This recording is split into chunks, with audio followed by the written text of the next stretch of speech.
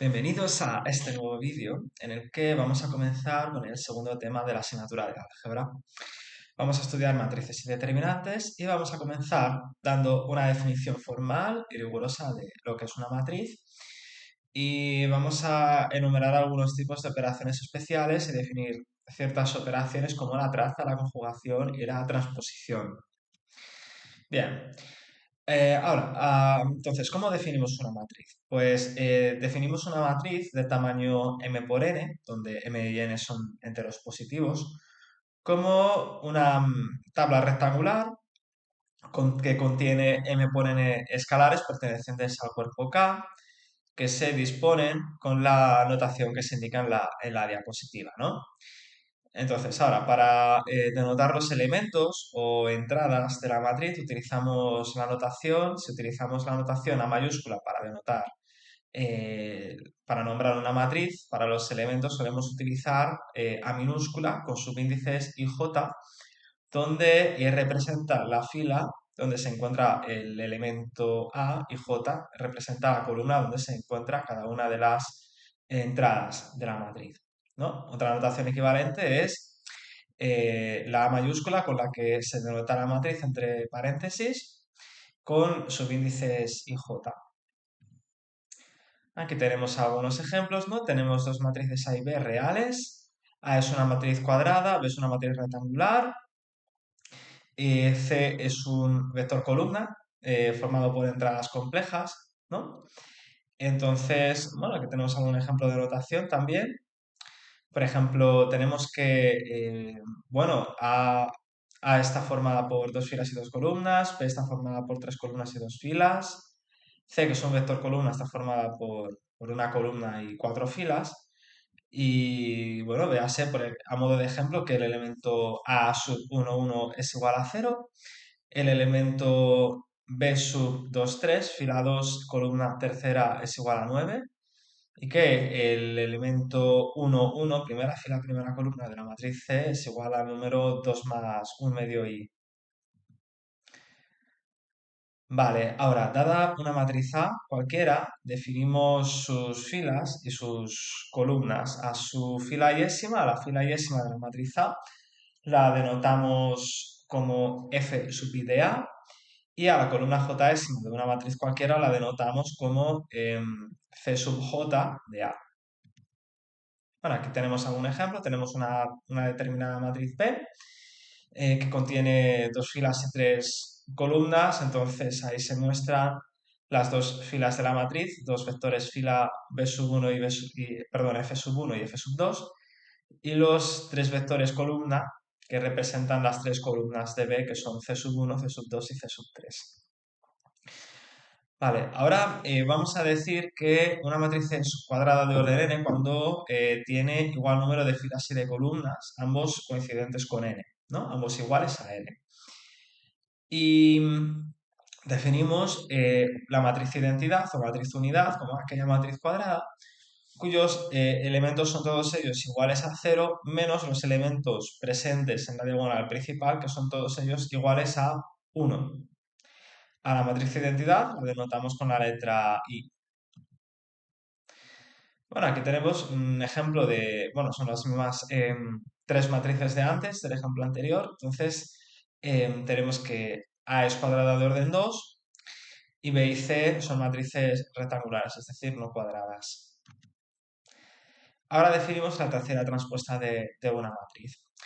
Dado una matriz cuadrada, vamos a definir la traza como la suma de todos los elementos que contiene en su diagonal principal.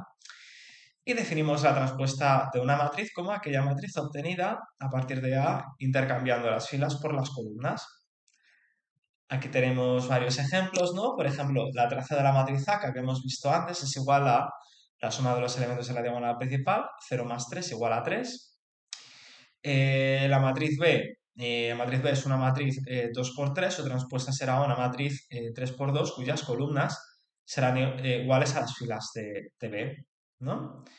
Bueno, también se muestran ahí a modo de ejemplo la transpuesta de A y la transpuesta de C. Esta última, un vector fila, ¿no? Si C era un vector columna, su transpuesta será un vector fila. Bien, ahora definimos la conjugada de una matriz.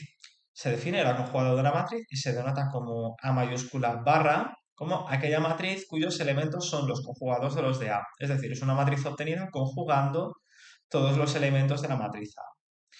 Y se define la transpuesta conjugada o adjunta de una matriz, que vamos a denotar como A super H, como la transpuesta de la conjugada de A, o equivalentemente la conjugada de la transpuesta de A. Es una matriz obtenida a partir de A, transponiéndola y conjugando todos sus elementos.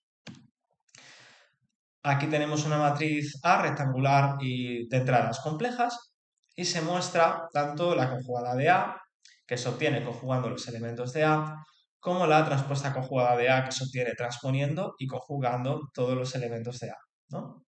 Bien. Ahora se definen las matrices triangulares. Se dice que A es triangular superior si todos los elementos que hay por debajo de la diagonal principal son nulos. Se dice que A es triangular inferior si sus elementos por encima, si todos los elementos que están por encima de la diagonal principal son nulos, todos ellos, ¿no? Y decimos que A es una matriz diagonal si es triangular superior e inferior simultáneamente o equivalentemente si todos los elementos que hay por encima y por debajo de la diagonal principal son estrictamente nulos, teniendo los elementos que se encuentran sobre la diagonal principal un valor cualquiera, ¿no?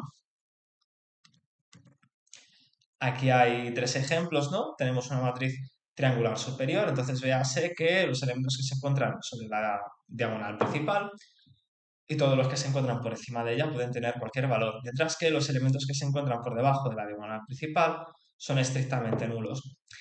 Tenemos también una matriz triangular inferior, entonces véase que los elementos que se encuentran por encima de la diagonal principal son estrictamente nulos, mientras que en la matriz diagonal todos los elementos que se encuentran tanto por encima como por debajo de la diagonal principal son estrictamente nulos. Bien, ahora continuamos definiendo diversos tipos de matrices. Dado una matriz cuadrada A, se dice que es simétrica si A coincide con su transpuesta.